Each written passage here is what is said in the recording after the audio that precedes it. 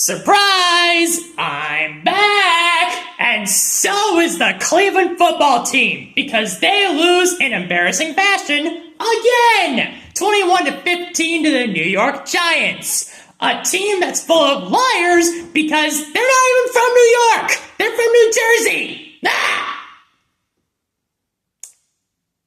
They were 0-2. Now they're 1-2. And who did they beat? Us! Cool. Let's talk. Now, there's one particular unit on this team I'm going to harp on today and absolutely lambaste. Let's take care of the small pieces first. Defense, atrocious in the first half. Defensive line was consistently pushed back. Martin Emerson played the worst game of his career. That was ugly. But you know what? They adjusted in the second half. Give them credit for that. Jerry Jeudy looks really good. Amari Cooper, catch the ball with your hands, please. But he had some nice catches as well. Jerome Ford did things. He wasn't terrible. It's not his fault we lost. Latson was I guess. But when the other quarterback is Daniel Jones, you gotta be the better quarterback, and Latson was not. And also, you don't need to get cute when you're handing off the ball. Literally, all you gotta do is do this. Here's me. Pretend I'm the quarterback. Left turn. Boom. That's all you gotta do. That's all you gotta do when you're handing the ball off. You do that, you don't fumble the ball in the fourth quarter when you have a chance to take the lead. It's not rocket science. But Latson's not the guy I'm going to harp on today. Let's talk about our offensive line. Don't call them the proper term.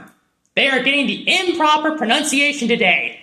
The offensive line, because that's what they were. They were offensive to me. They were offensive to us. It was offensive to football. Ew.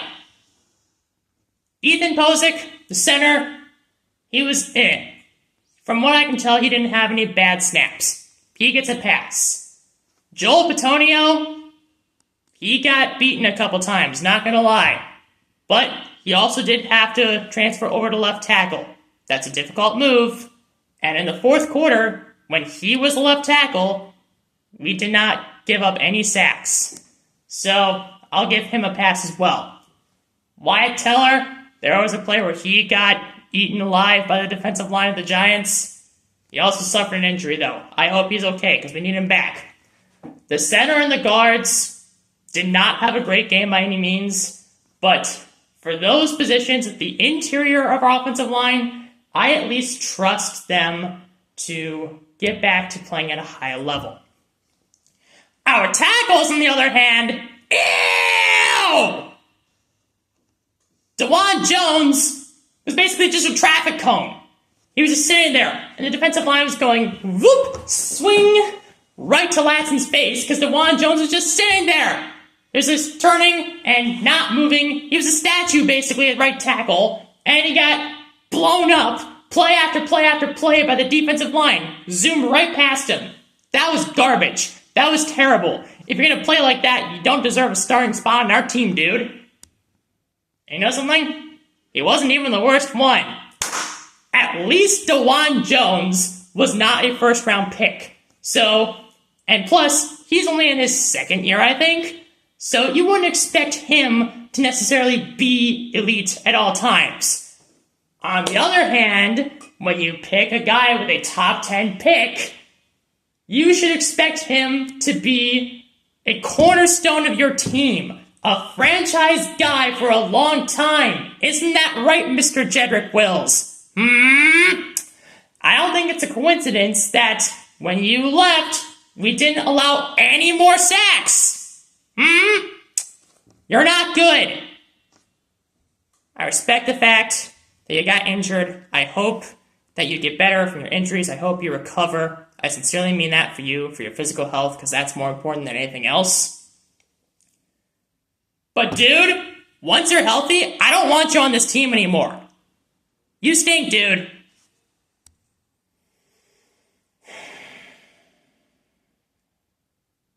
So yeah, that's our offensive line. True to the term. and will probably stay that way. I don't have hope of our tackles getting better. I'm sorry, I don't.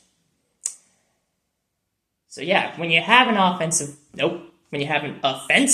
line that's that terrible, a quarterback that is not good and is being outdueled by Daniel Jones, receivers that don't catch the ball with their hands, they use their body instead, and a defense that is hot and cold and sometimes gets eaten alive by elite receivers, you're going to lose games, even if it's against a team that came in 0-2.